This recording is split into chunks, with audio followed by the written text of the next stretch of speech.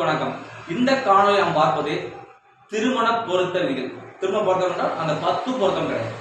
நாம் பார்க்கக்கூடிய பொருத்தம் ஜாதக அனுகூல பொருத்தம் என்று இரண்டு ஒரு ஆணும் பெண்ணுடைய ஜாதகங்களை முழுமையாக அட்ஜஸ்ட் பண்ணுவது. இந்த ஜாதகம் என்ன நடக்கும், எப்போது நடக்கும், இந்த ரெண்டு ஜாதகம் இணைக்கலாமா கூடாதா. முதல்ல இந்த இணைக்கிறது விதிகள் இருக்கும்ல. 10 பொருத்தத்தை நம்ம வேண்டாங்கிறோம், அது குப்பைக்கிறோம், அது முட்டாள்தானங்கிறோம். இப்போ நமக்கு ஒரு விதி வேணும் இல்லை, எதை வச்சு நம்ம இணைக்கணுங்கிறத மக்கள் சொல்லணும்ல. அதற்காக தான் இந்த வீடியோ. இதை எப்படி நம்ம ஒரு ஆண் பண்ணி நினைக்கணும், திருமணம் என்று முதல்ல எப்படி செய்யணும், நம்மளுடைய திருமணத்தை அது தாமதிச்சுக்கும், அடுத்தபடியாக சந்ததி விருத்தி. அப்ப முதன்மையானது இது திருமணத்திற்கு முக்கியமாக கலந்தக்கார யாரு, சுக்கிரன் நிலை 7ஆம் அதிபதி. அடுத்து திருமணத்துக்கு பிறகு குழந்தை பாக்கியம், அப்ப குரு 5ஆவது நிலை. இது முதன்மையானது. ஒரு வாரிசு பண்றோம், நம்ம சந்ததி விருத்திக்கான திருமணம் செய்யணும், தாமதம் அனுப்பினோம், அது சந்ததி விருத்தி. இங்கே ஒரு ஜாதகத்தை இணைக்கும் போது குறைஞ்சது நமக்கு 40-50 வருடம் இணைத்து முதல்ல அவர் பொருளாதார ஏற்றம் தாழ்வு, இது வேற விஷயம். இரண்டு பேரும் கருத்து ஒற்றுடன் ஒற்ற கருத்துறவை நாம் இணைக்க வேண்டும். ஒற்ற கருத்துறவுகளை இணைக்க வேண்டும். முதலாக நான் எப்படி பார்க்கணும், ஒரு ஜாதகத்தை என்னுடைய குருநாதர் ஆதித்ய குருஜி என சொல்வது விதிப்படி நான் ஒரு ஜாதகம் எப்படி இணைப்பேன் என்றால், திருமண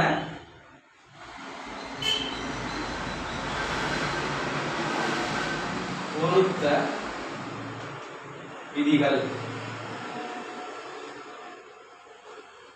திருமண பொருத்த விதிகள் முதலாவதாக நம்ம திருமண தாமசிக்கும், அதன் பிறகு சந்ததி. அப்ப என்ன பார்க்கணும், முதலாக இருவருக்கும் திருமணத்துக்கு 1 வருஷம் 1 வருஷம் கழிச்சு 2 பேருக்கும் தாய் தந்தையாவுடைய அந்த பெண்ணுக்கு தாயாகவும் பையனுக்கு தந்தையோட அமைப்பு இருக்கா என்பதை 2 ஜாதகங்களையும் முதன்மையாக பார்க்க வேண்டும்.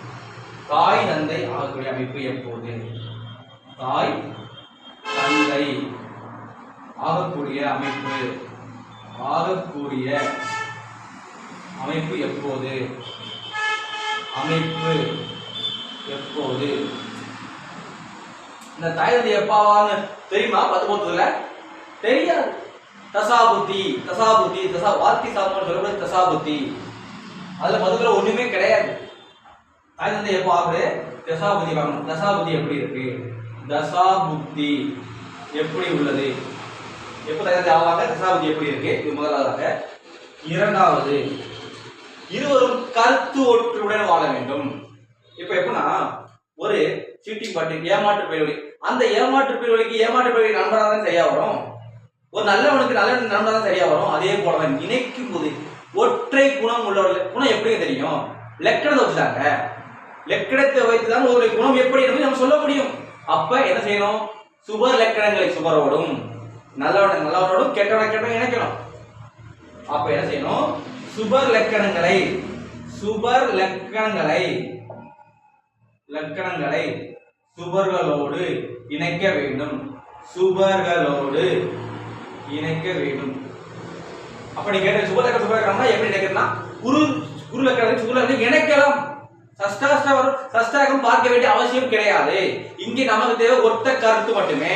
குரு லக்கணங்கள் சுக்கு லக்கணங்களையும், சுக்கு லக்கணம் குரு லக்கணங்களையும், புது லக்கணங்களையும் வளவு சந்திரன் இருக்கும் போது இணைக்கலாம். எந்த ஒரு தவறும் கிடையாது. சஷ்டாகம் இதில் தனுசு லக்கணத்திற்கு சுஷ்லக்கணத்தை இணைக்கலாம், எந்த தவறும் கிடையாது. அடுத்து 3, பாவர் லக்கணங்களுக்கு பாவரோடு இணைக்கணும்.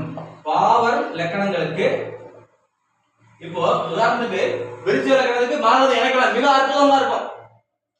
விருச்சிக லக்கணத்திற்கு மகர லக்கணத்தை இணைக்கலாம், மிக அற்புதமாக இருக்கும். பாவர் லக்கணங்களுக்கு பாவ லக்கணங்களை இணைக்க வேண்டும். பாவர் லக்கணங்களை மன்னிக்கிறோம், எனக்கு எழுத்து கொஞ்சம் அப்படிதான் இருக்கும், இணைக்க வேண்டும்.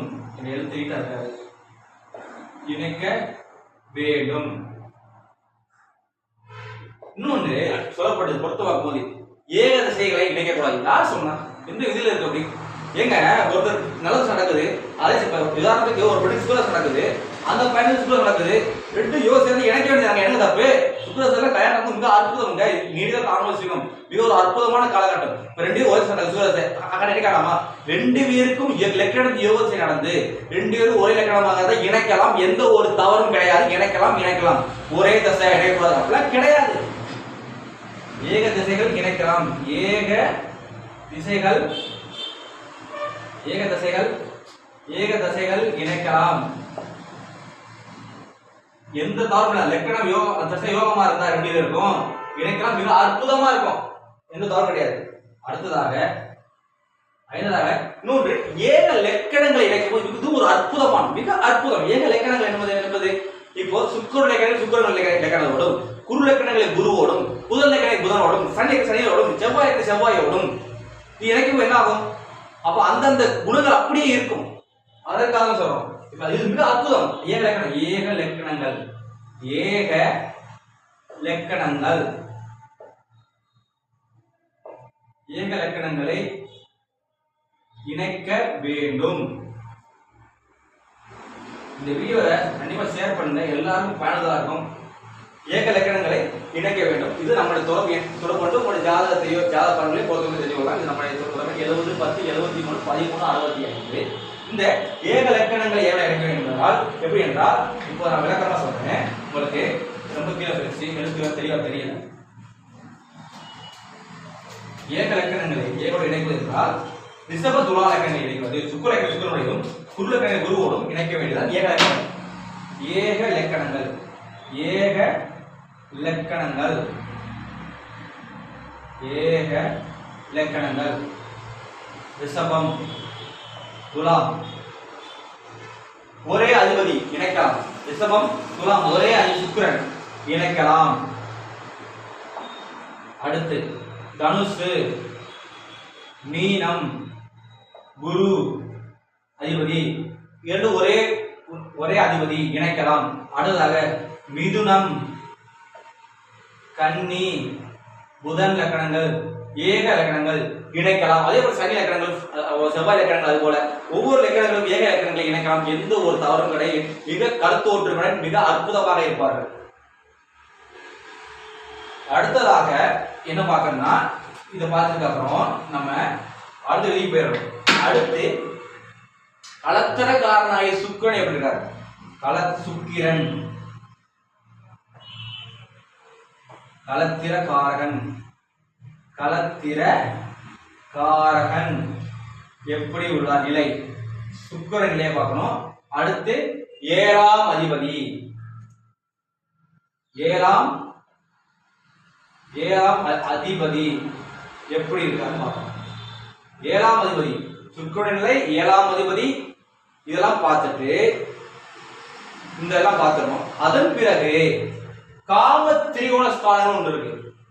அவர் திருமணத்திற்கு பிறகு எவ்வாறு தாம்பத்தில் ஈடுபடுவார், கட்டில் சுகம் எவ்வாறு அனுபவிப்பார், அதை எப்படி சொல்றேன்னா 3 7 11 12 இந்த 3 ஸ்தானங்கள் காம திரிகோண ஸ்தானம் சொல்லுவோம். 3 7 10 அந்த ஸ்தானங்கள் எப்படி இருக்கு, அந்த ஸ்தானாதிபதி எப்படி இருக்கார், 12ஆம் கட்டில் சுகம் கட்டில் இவர் எப்படி இருப்பார், இது வீரியத்தை குறிக்கும், இது கட்டில் எவ்வாறு செயல்படுவார் என்று குறிக்கும். இதெல்லாம் பார்க்கணும். இது வரைக்கும் ஒத்து போகுமா? இதெல்லாம் பார்க்கணும். இதெல்லாம் பார்க்க தெரியுமா? தெரியாது. இதையெல்லாம் பார்த்த பிறகு அடுத்ததாக இன்னொரு விதி இருக்கு. இதெல்லாம் இணைக்கலாம் என்று சொன்னோம்.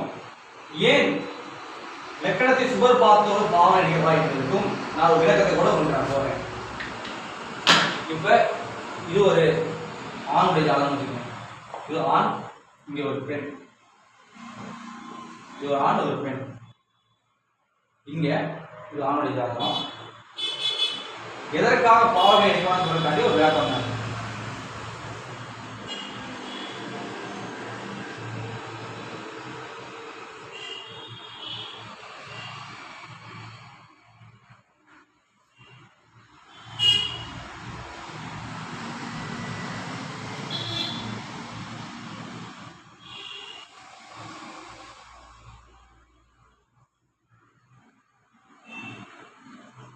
இப்போ இந்த ஆணுடைய லக்கணம் பாத்துங்க.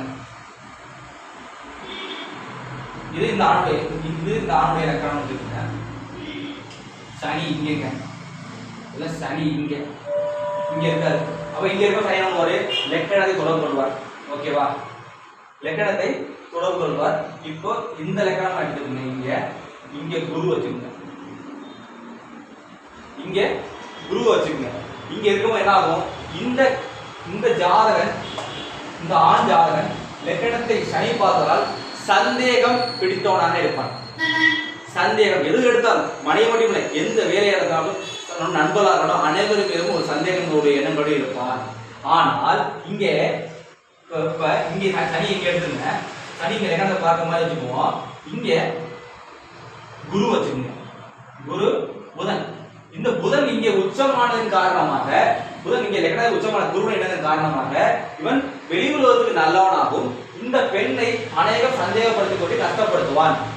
ஏனென்றால் இந்த பெண் நேர்மையான உண்மை நல்ல பெண்ணை தான் இருப்பா. ஏன்னா குரு இங்கே லக்னத்தை பார்க்கிறார்ல, இவன் நல்லவளா இருப்பா.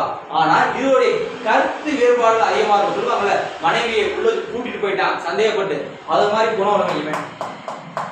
அதே மாதிரி குணம் உள்ளவன் இவன்.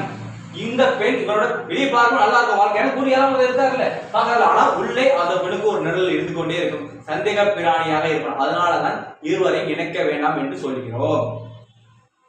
இப்போ அவர் ஒரு வெளியே மனைவி என்ன பண்ற எங்க போயிட்டது ஏன் பச்சை கேட்பான். இந்த பொண்ணு போய் கேட்ட ஒரு போன் எங்க சேர்ந்தாலும் எவன் பேசிக்கிட்டு இருந்த, எவன் கூட பேசிக்கிட்டு இருந்த சனி பார்த்தவன் கேட்பான், சந்தேகம் குணம் உள்ளவனாக இருந்து.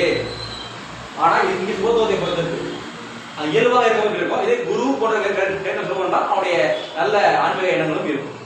அடுத்ததாக இப்போ பாத்துங்க, இதை அப்படியே மாத்திரம் எதுக்காக சொல்றீங்களே. இப்ப இங்க சனியை போறோம், இங்க சனியை போறோம், இங்க சனி லக்னத்தை பாக்குது, இங்க சனி இங்க லக்னத்தை பாக்குது. இந்த பெண் என்ன சொல்லுவோம், இவன் கேட்பான் இந்த பண்ணியா, ஆமா இந்த பண்ணி பாத்தியா, நீ ஒழுங்கா. இந்த பெண் ஏகம் சனி இந்த லக்னத்தை பார்த்த பொண்ணு, ஆமா தப்பானே நீ பாத்தியா, நீ ஒழுங்கா என்று இந்த பெண் எதிர்த்து கேள்வி கேட்பாள். அப்ப எதிர்த்து கேள்வி இவனோட வாய் மூடப்படும், இவனுடைய வாய் மூடப்படும். அதற்காகத்தான் இதே இந்த குரு லக்னம் பண்ணி அமைதியா இருப்பா, அது மூல உட்காந்து மன வேலையோட வாழும். இந்த பொண்ணு எதுக்கு கேள்வியப்பா, நீ ரொம்ப ஒழுங்கா அப்படின்னு கேள்வியப்பா. அதற்காகத்தான் பாவர் லக்கணங்களை பாவரோடும் சுபர் லக்கணங்களை சுபர் சொல்லுவாங்கல்ல, யாருக்கு யாரை இணைக்கணும்னு அதே மாதிரி இணைக்கணும். இன்னும் பொறுத்தவரைக்கும் நிறைய இருக்கு. இந்த வீடியோ ரொம்ப லாங்கா போயிட்டு இருக்கு, இதெல்லாம் முடிச்சுக்கோ. அடுத்து நம்ம பார்ட் 2 நம்ம வீடியோவா போடணும். இது நம்மளுடைய தொடர்பு கொண்டு ஒரு ஜாதக தெரிந்து கொள்ளலாம். நம்ம வீடியோவை லைக் பண்ணுங்க, ஷேர் பண்ணுங்க. இந்த விதிகள் போய் மக்கள்கிட்ட சேரணும். இன்னும் இந்த 10 பொருத்தம் என்ற ஒரு அடி முட்டாள்தனத்தை மக்கள் நம்பிக்கிட்டே இருக்கக்கூடாது. இன்னும் மாற்றங்களை உண்டாக்கணும்.